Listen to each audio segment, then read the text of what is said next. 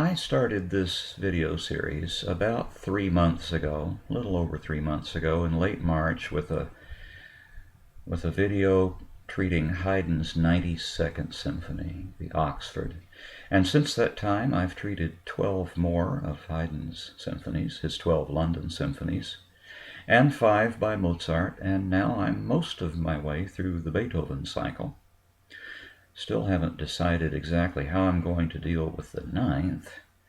It's such a sprawling masterpiece, and I'm not sure exactly how well my accustomed approach in these videos will accommodate that particular piece. I'm actually thinking about splitting it up into 2 videos, treating just the first 3 movements in the first video, and then reserving the choral finale for a separate video. Then beyond that, I intend to treat 3 symphonies by Schubert, and Schumann's 4, undoubtedly the fantastic symphony of Hector Berlioz, and no doubt some Russians, Borodin's 2nd, Tchaikovsky's 4th, 5th, and 6th for sure, Brahms's 4, probably 3 by Dvorak, of course those by Mahler, and then Sibelius, and beyond that, who knows? If I'm still doing this sort of thing, I may circle back at that point and start a series on the concerto, and for that I'd have to drop back probably 3/4 of a century before where I started with the symphony. So that could be quite an adventure. Time will tell. Anyway, let me get to the point of my sharing some unscripted remarks with you at this point. I haven't been altogether satisfied with my results in this series, and I think part of my discomfort with it has to do with the fact that I doubt I've been very clear how I'm pitching the thing, who my target audience is. I kind of tried to describe that hypothesized audience back early in the game, I think probably with my first video, indicating that the audience I had in mind would probably be music lovers who nevertheless had not majored in music, had not, taken any kind of a trip through a college music theory curriculum that would have involved form and analysis or anything like that. People who love music, but who love it in an arguably casual way. And I thought maybe I could help shed a little light on what's going on in some music that I love. Now, I have had the good fortune to enjoy the company of some musicians who are graduates of music programs, who are working musicians, and who understand a lot about how this music works, and I've really appreciated their encouragement and feedback. And I'm very happy to have them along for the ride. I understand that there are probably times when I say things that they kind of scratch their heads over, because from time to time I will lapse into an awfully general and vague way of explaining something that's going on when what's going on absolutely begs for close scrutiny. But this video format simply wouldn't allow for that most of the time. And I'd also, I think, run the risk of losing some of you for whom much of what I say is already terribly confusing. And that last, by the way, is my central reason for talking to you this way. I want to talk informally a little bit about music and see if I can help clarify some things. Not only about the somewhat technical vocabulary that I employ on occasion, vocabulary that includes references to musical periods and to cadences of various types and specific chords. Every now and then I'll mention certain chromatic harmonies, such as secondary dominants and the Neapolitan chord and augmented sixths and borrowed chords. Those things inevitably show up in any discussion of music, and I thought maybe I could talk a little bit about a few of those things. Early on, I think it was my third video in this series, I did talk a bit about how sonata form works, giving examples that traced the historical development of that form. I'd like to talk about just a few aspects of it now, though, without musical examples, and see if I can make some things clearer. I'll start with a kind of truism. Anytime a composer puts a single note on paper, that composer becomes an artist with two options to choose from. You can either start here and go there, or you can start here, go there, and come back here. Since I've been dealing with what has been called classical music, and considering some of the implications of classical, which have to do with formal balance, it's not surprising that most pieces of music that can be characterized as classical take that latter approach. There's a sense of return, of completion, of balancing the whole. That's the hallmark of classical art of all kinds, not just music. So you see it in theater, you see it in painting, you see it in literature, and so on. So, what we need to do is talk about how that plays out in music. What does it look like when a composer starts here, goes there, and comes back here? Well, we could be talking about key tonality. If you're writing a piece in, let's say, C major, for convenience, that will not be an interesting piece unless you find a way to get away from C major for some amount of time and then come back to it. Now, how much time you want to spend away from the tonic key will depend on what your overall vision for the piece is, how long the piece is, how much stuff you've got to show in it. If it's a very simple song, which of course can be quite beautiful and quite formally agreeable, you can get away with a very brief harmonic journey. But you better take one somewhere, or your music can't be called classical either, because there's been no contrast introduced. Now, one of the simplest musical forms that exemplifies this approach is the one that we call ABA. ABA form reflects a venerable practice that dates back to probably around the middle of the 17th century, and it has to do with dance music. When we talk about dance music from the second half of the 17th and on into the 18th centuries, we're talking about music that is highly stylized. We're talking about minuets, gavottes, allemands, bourrées, and the like. And these tended to follow agreed upon patterns. For one thing, the phrasing tended to be extremely regular, usually parsed out in 4-measure units, which are very nice to dance to. Moreover, they were usually played in pairs. So you would have a minuet, let's just say it's in G major for argument, and that minuet would follow a particular form. In fact, it would usually be presented in 2 repeated strains, which themselves would make a bit of a harmonic journey.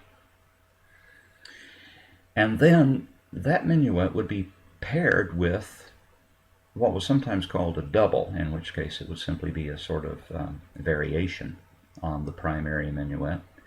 Or it might be a completely contrasting minuet, and the contrast often would include different key tonality or modality.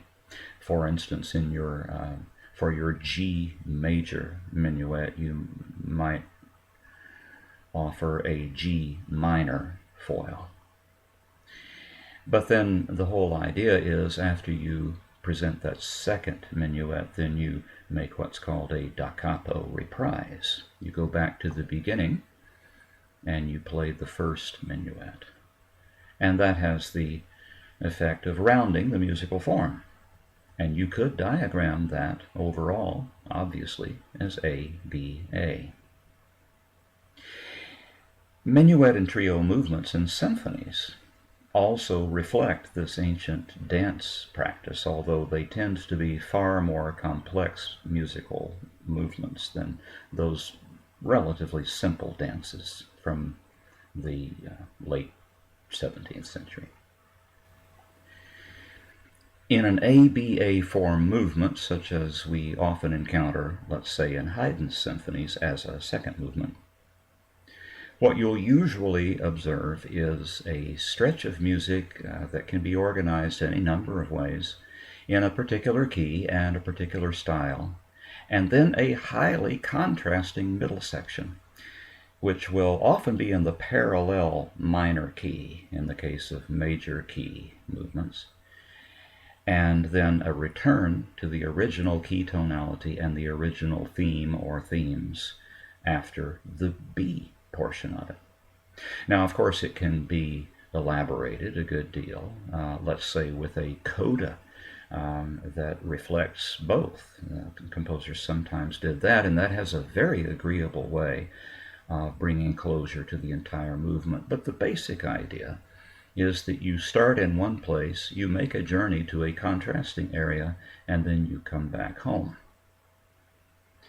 In most ABA form movements, within the A section, you will either have a miniature sonata form rubric going on, or you'll have some variations, and both of those approaches are fairly typical of Haydn. Now let me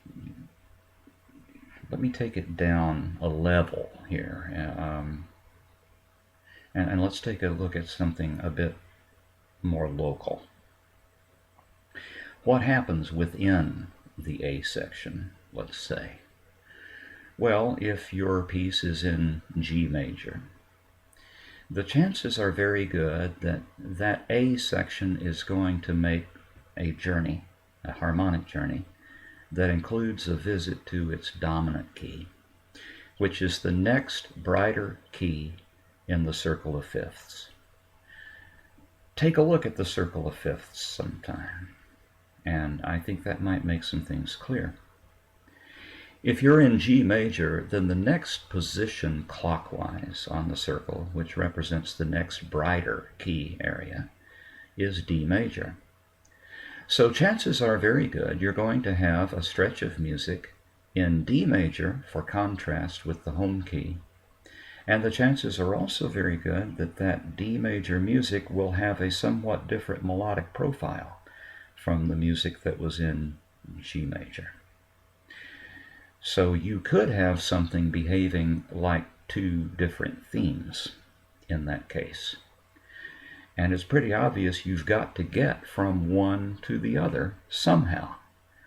And we hope more elegantly than simply going there. And that will be the job of a stretch of music called the transition, whose job is to take you away from the primary key. In an ABA form movement, the chances are very good that it will be set up in repeated strains and that the first strain will behave as I have just described. It will establish the tonic key and then will move away from it. Then if you repeat that strain, you'll hear that same harmonic journey made over again, which is very useful. It will be then the job of the second strain to find a way to bring the music back home. And then when you repeat that strain, you can hear that journey made again. It's often the case, even in fairly early dance music, that in the beginning of the second strain, you'll hear some interesting manipulation going on, a playing around with the basic melody, reorganizing it somehow. A really clever composer can play some neat tricks at that point. And that's pretty obviously the precursor of the development section in sonata form. because then you end up returning to the original idea at the end, and you don't modulate out of it this time. So you have started here, gone there, and come back here. And if your movement is sufficiently long and involved, you probably will want to include a section of music that works in kind of the opposite way from the earlier transition, which took you away from the home key. You'll need a section that will return the music to the home key. That's called the retransition. And those features show up in the sonata form movements that I have been analyzing in my series. I hope that kind of clarifies some things there. I've described things that can happen in a fairly local way. It doesn't take a lot of music to embody that rubric that I just described. But that rubric is infinitely malleable. And if you want to write a very long symphonic movement, you can play around with that. You can hold that sort of time-honored expectation as your basic skeleton for the composition, but you can put all kinds of interesting sinew and flesh on that skeleton. It's limited only by your imagination. And that is an approach that served composers like Haydn and Mozart and Beethoven extremely well. Incidentally, Beethoven would not have considered himself a different kind of composer from Haydn and Mozart. Beethoven didn't wake up one day and think, well, we've endured the classic era long enough. I think I'll inaugurate the Romantic period. No one ever did that, and Beethoven certainly didn't do that. Beethoven was a classicist all his life. He honored those standard practices. In fact, we even call them common practice. Beethoven acknowledged that as a useful foundation for the construction of music. And he honors it even in the breach when he does outrageous things. He does intend for you to recognize that they are, after all, exceptional, and a thing can only be exceptional if there is a rule to which it is the exception. Now, let me talk a little bit about harmony and cadences and periods. Harmony in Western music has something to do with key relations that can be justified by a look at the harmonic series, which is the basic acoustical fact of musical sound. When a stretched string vibrates, and this also applies to many other arrangements than stretched strings, but let's just take it as an easy to visualize example, that string not only vibrates along its entire length as a unit, but it also vibrates in interesting segments, which can be separable and talked about. For instance, it vibrates in halves. One half vibrates independently of the other, despite the fact that the entire string is also vibrating as a unit. But this secondary vibration is referred to as an overtone. And it's twice as energetic as the full length of the string. In fact, let's give them their names, okay? The full length of the string provides what is called the fundamental. And the half lengths of the string provide what's called the first overtone. And now let's rename them so that we can get cardinality and ordinality nicely lined up for the next part of these comments. The entire string vibrates, obviously, in a 1-to-1 frequency ratio with itself. So let's call that the first partial. First partial, a 1-to-1 frequency ratio. The second partial then will be that first overtone, which is an octave higher, and twice as energetic in terms of its frequency, although probably half as energetic in terms of its amplitude, since so much of its energy has to go into the production of a higher frequency. That first overtone, or second partial, because it's in a 2-to-1 frequency ratio with the first partial or fundamental, is the most basic musical interval of all. That's why when men and boys sing together in a monastery choir, even though their voices are an octave apart, they sound as though they're singing in unison. For all practical purposes, they might as well be. If men and women sing an octave apart, they're also perceived as singing in unison. And when all the men who have shown up for church on Sunday morning, those who aren't out doing atheist things, when they all sing the soprano line in the hymns, everybody understands that they're singing the tune. It doesn't matter that they're singing it in the wrong octave, they're still singing the tune. And it's recognizable as such. The octave is the most basic musical interval of all. This is why in a lot of symphonic works, especially in the generation of Haydn and Mozart, the basses and cellos of the orchestra are treated as a single voice, even though they are going along in octaves. But for the most part, they're treated as a single section. An enriched unison, if you will. Now, the next overtone up in the series, the third partial, is 3 times as energetic as the fundamental in terms of its frequency. Its frequency is 3 times as fast, or its wavelength is a third that of the fundamental. That also means it's quieter. If you're trying to hear it on the single vibrating string of a cello, let's say. But it's there, and the finer the instrument and the better the technique of the player, the more you're likely to hear a rich sound. The richness is entirely due to the presence of those higher partials. That interval is a perfect fifth above the second partial. I may have misspoken myself. That note is a perfect fifth higher. The interval is one of a perfect fifth. Higher than the second partial, or, if you like, a perfect 12th higher than the fundamental. The perfect fifth is also an absolutely crucial interval in Western music.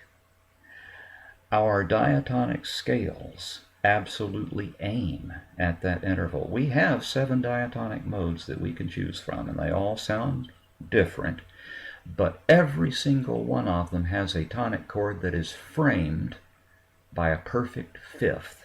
That is a harmonically agreeable interval. That, by the way, also works in a lot of the world's music, because I suspect most everyone in the world has discovered the harmonic series one way or another, at least enough of it to recognize that that perfect fifth sounds really, really good. And that's why you will hear so many Buddhist sutras chanted in perfect fifths.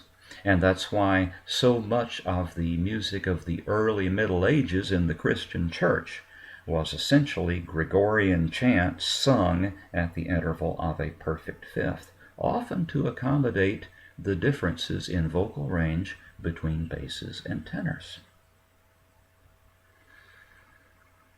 Now, if you keep going on up the series, you'll find other really important intervals, really important frequencies. And the ones that are the most interesting, by the way, are the ones with the prime numbers. The fifth partial, for instance, is the one that biases the ear towards major key tonality and makes minor key tonality sound like, well, those things that we associate with the mood of minor keys. Sad or blue or angry, that sort of thing. There's a perfectly good acoustical reason for that aesthetic dimension of music. Now, the chords that are most functional in Western thought are those that hew most closely to the relationships that one encounters early on in the harmonic series. The perfect octave, the perfect fifth, the perfect fourth, the major third, the minor third. Those are the important ones. You can construct your music of those intervals. All you have to do is figure out how to fill in the gaps with either whole steps or half steps. Et voila, you've got your diatonic scale. Now, which of the harmonies are foundational? Well, the so-called primary triads are key to this, and every blues singer knows that. 1, 4, and 5. That's tonic, subdominant, and dominant, respectively. Those are terms you'll see me use quite a lot. The tonic chord is the center of gravity for the entire piece. A symphony in C major may or may not begin in C major, but it will most certainly end there, or it cannot properly be called a symphony in C major. The center of gravity ultimately wins, just like it does in the universe.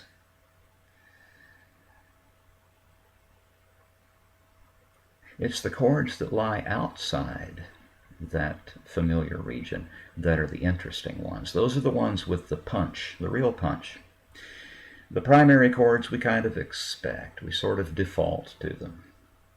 But if you got something that obviously stands in a position further away from tonic and requires more work to get its way back to tonic, then you've got something interesting that a composer can really work with.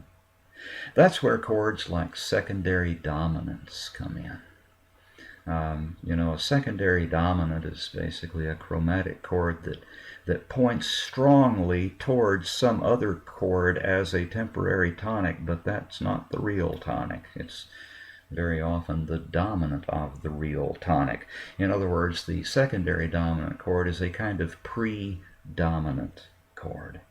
It lies ahead of the dominant chord in an otherwise standard sounding progression. So, the primary chords, or one of the primary chords, the subdominant chord, can work the same way.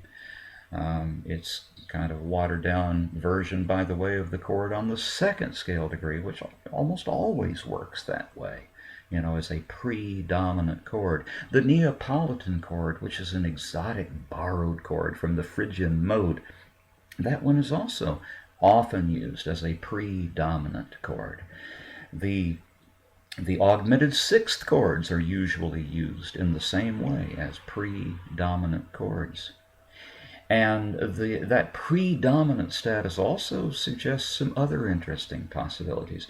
For instance, there are cases where a composer has visited a minor key or is working his way out of a minor key into the parallel major key, but is simply reluctant to let go of some of that minor key harmony. And that will almost always be notes that relate to the subdominant chord. There are beautiful examples of this. One of them that occurs to me immediately is the coda of Johannes Brahms's First Symphony, the first movement. First movement's in C minor. It does have a C major coda, but just barely. And the last thing Brahms lets go of are the minor subdominant chords. It's the last touch of minor. Haydn often visited those also in his codas, especially his slow movement codas. Those of you who've been with me for a while may recall my drawing attention to that fact. It's often the borrowed subdominant that's being used, or something that relates very closely to it. What about cadences?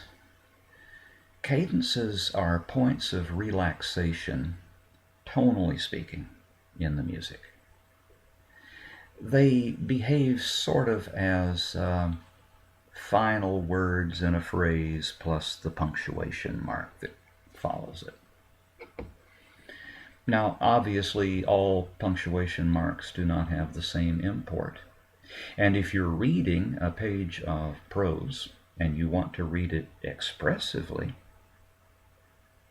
either for the benefit of those who are listening to you or for your own fullest possible understanding, you will, of course, treat the punctuation marks as they ought to be treated. You will not end a phrase that concludes with a comma with the same vocal inflection that you use to conclude a phrase that ends with a full stop. Nor will you treat the silence that follows a comma the same way that you treat the silence that follows a colon or a semicolon or a question mark or an exclamation point. Musical cadences behave in a highly analogous fashion. The cadence is a brief stretch of music, often no more than 2 chords, that bring a phrase to a point where it can relax a little bit before the music has to go on. The ultimate ending of any phrase, of course, would be on whatever tonic has been established. In a C major piece of music, there's virtual guarantee that the final cadence will be what's called an authentic cadence, which will be a strong arrival on the tonic chord for a sense of completion. But not all cadences do that, because some phrases in music, just like some phrases in spoken language, do not end with full stops. In that case, you'll need a less conclusive kind of cadence. And in that case, you'll want to employ usually what's called a half cadence, which means that the forward motion does come to a temporary point of repose, but not on the tonic. So it's a little bit like arriving on a landing in a stairway. You can rest there for however long you need to, but you're not home yet. And that's the whole idea behind periodicity. A musical period is a formal unit that consists of more than one phrase, at least 2. And those 2 phrases will be in an antecedent-consequent relationship to each other. The antecedent phrase will not end conclusively, so it must be followed by something else, hence the language we use to describe the structure. Since I've started talking about musical and linguistic parallels, I think maybe I ought to take it a step further. In music, a single note has approximately the same kind of worth and import as a single phoneme in speech, or if we're talking about something that's written down, a single letter that is designed to represent a phoneme. Phonemes in themselves convey virtually no information, and this is also true of individual musical notes. Neither notes nor phonemes are terribly interesting until you place them in connection with other notes or phonemes, and in that case you can build them up into units that do have some degree of meaning, such as words in spoken language or motives in music. Now, a word and a motive are only roughly analogous. You can use motives in somewhat the same way you use words. You can use them to build up larger formal units, such as phrases. But there is an important difference, and it's a little hard to talk about, but I'm going to give it a shot anyway, so bear with me. I've heard it claimed that music will never be able to express to the degree of precision what spoken language is capable of expressing, because the language of music is too general to do that. That's the claim I've heard. And on the surface, it does almost seem compelling. But the problem is, once you start digging beneath the surface, that impression, for me, becomes reversed. I think the problem might be that the language of music is too specific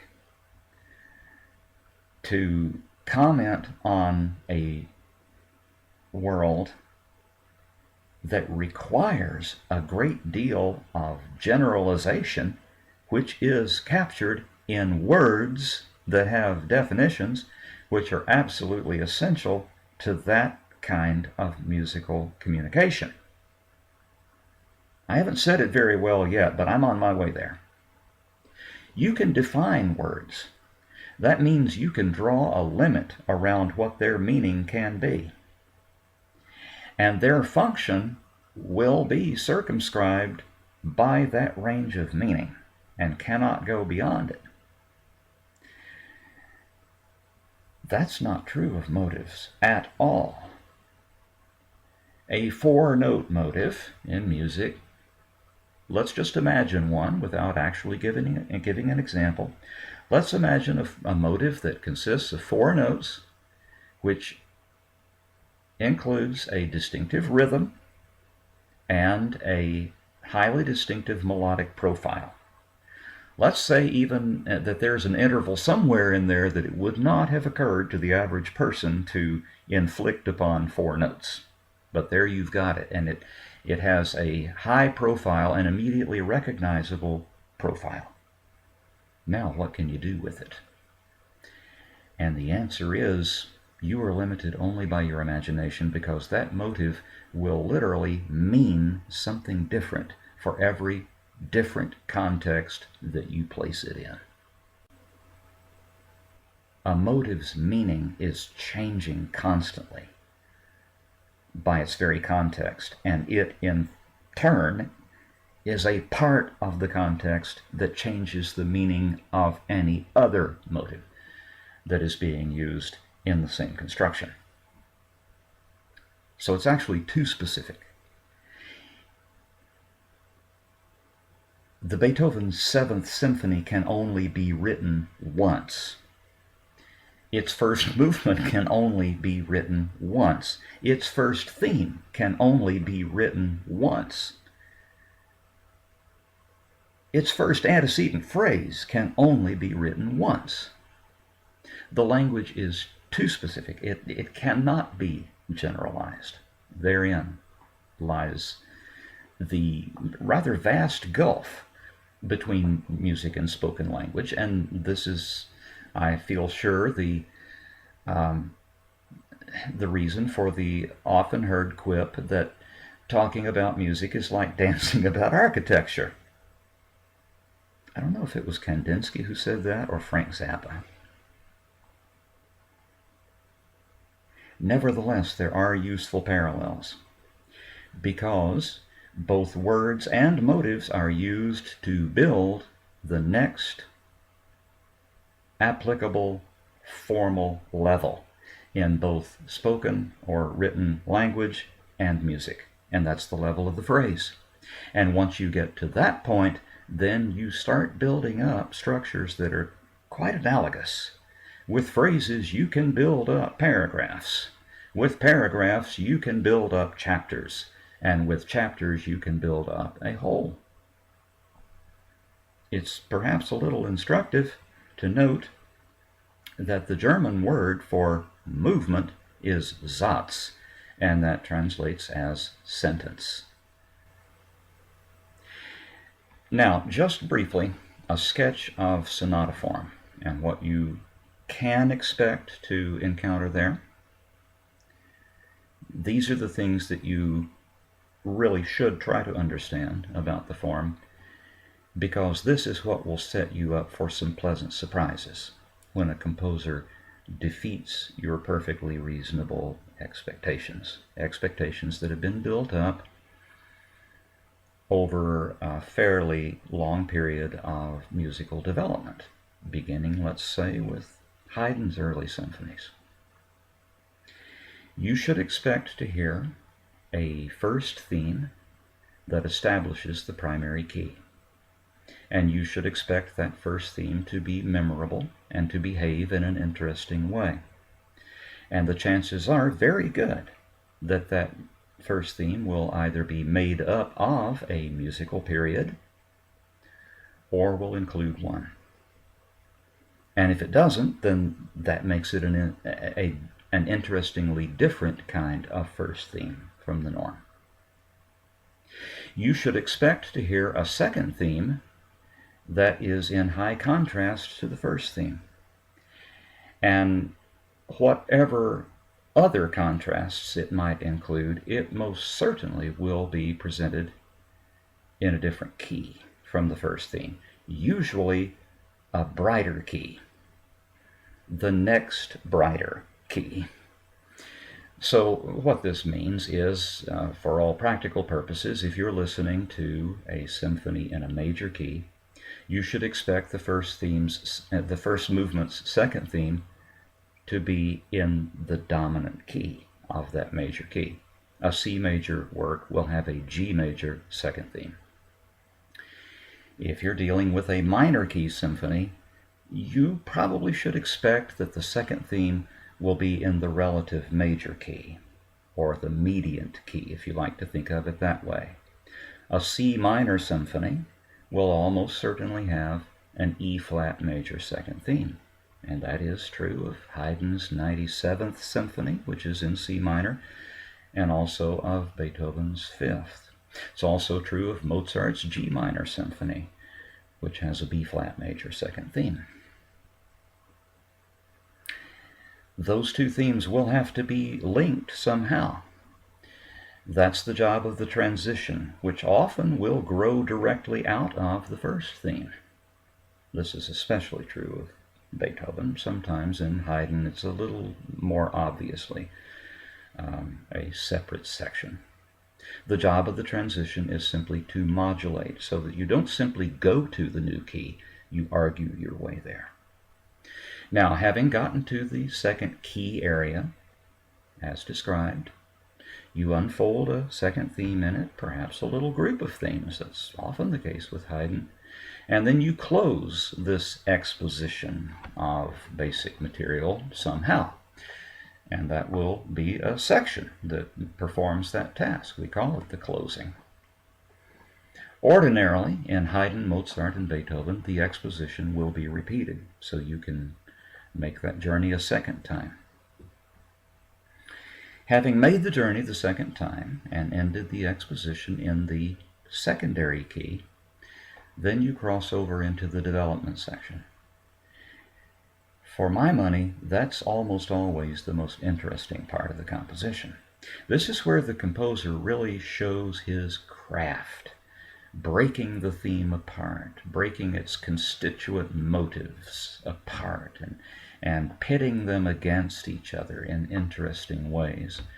And this will always involve a degree of harmonic restlessness that is not true of the exposition. So it's more as though we have entered upon that portion of a literary work in which the two characters actually work out their disagreements. Somewhere near the end of that development section, you're going to embark on a section of music whose job is to bring you home. This is the fulfillment of the A-B-A ideal. So whereas the transition earlier took you away from the primary key, the retransition will bring you back.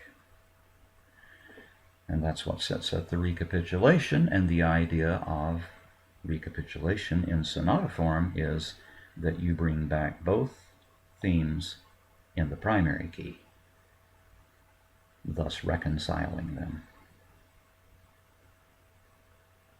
That means that your transition during the recap will not modulate, or if it does, it will find a way back very soon to the primary key.